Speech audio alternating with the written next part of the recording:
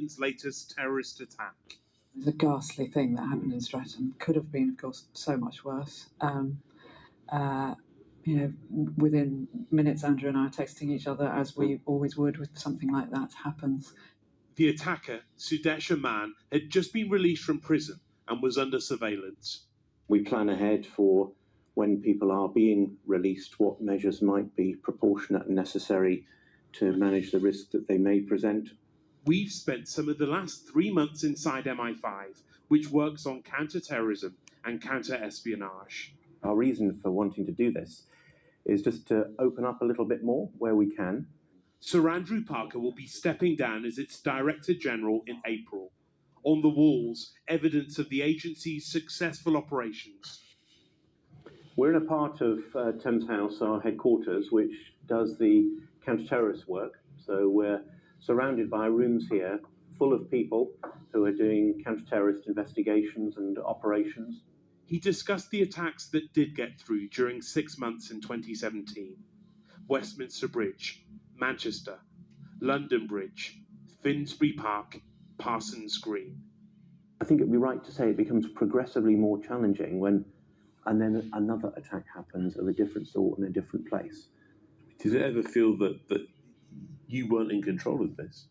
Well, we're not in control of it, ever, are we? We're not in control of...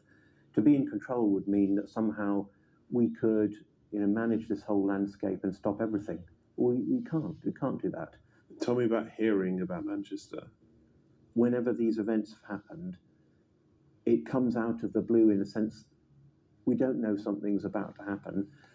Saw it first on the news, I think, but I then had a phone call while I was seeing it on the news, and it then spins into the process we've spoken about, where I then need to go into work at very high speed, get to meetings, get briefed, sit with the Prime Minister and the Home Secretary. And what's going through your mind as you see that news come in and you get that phone call?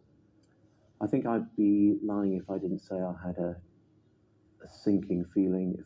Of course, you're speaking to me as the Director of MI5, but I've got a family, I've got kids, and yeah, of course, it's the worst of the worst sort of situation.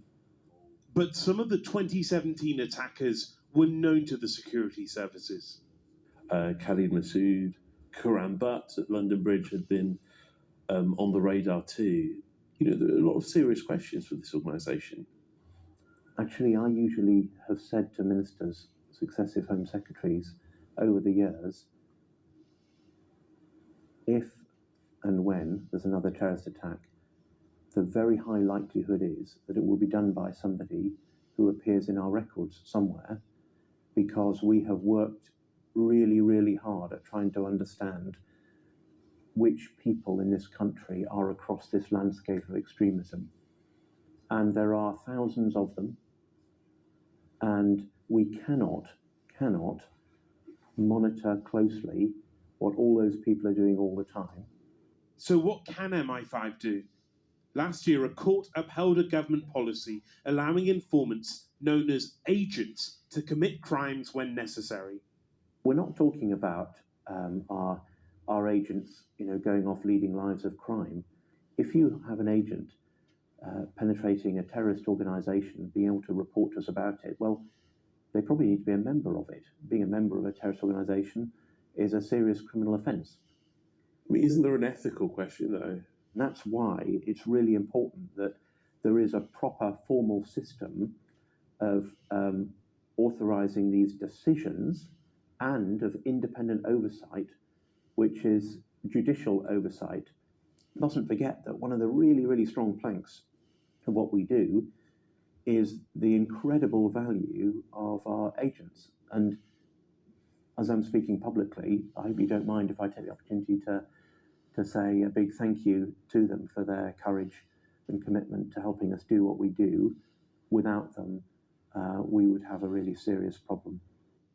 But the emerging challenges come not only from espionage and terrorism, but from technology too. He says although the internet companies are doing more to help, they need to do more still.